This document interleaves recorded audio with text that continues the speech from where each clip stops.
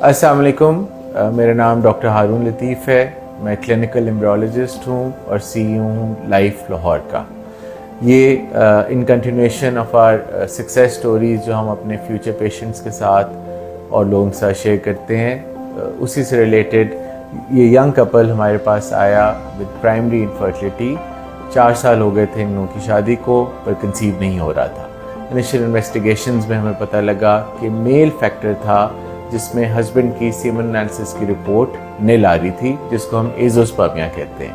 हमने एजोस्पर्मिया का जिक्र पहले भी आप लोगों के साथ किया है और डिस्कस किया है कि एजोस्पर्मिया क्या होता है। बेसिकली उसमें सीमन पैरामीटर्स जो हैं वो सीमन रिपोर्ट में नील आ रहे होते हैं, और फिर हमें फर्दर इन्वेस्टिगेट करके देखना पड़ता है कि पेशेंट की स्पर्म प्रोडक्शन हो रही है कि नहीं हो रही।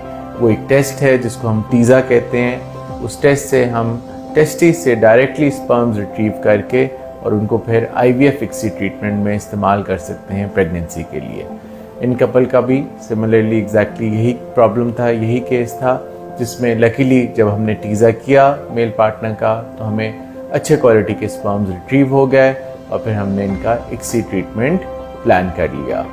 इनका ICSI ट्रीटमेंट बड़ा स्मूथली, वो जो 3 to 4 मंथ्स का एक ट्रीटमेंट साइकिल होता है, गया, और इवेंचुअली लकीली कपल ने फर्स्ट अटेम्प्ट के अंदर ही कंसीव कर लिया, और उनकी प्रेगनेंसी अनइवेंटफुल रही। थ्रू आउट द प्रेगनेंसी कोई ऐसी कॉम्प्लिकेशन नहीं आई, और इवेंचुअली माशाल्लाह से उनको अल्लाह ताला ने एक बेटी से नवाजा।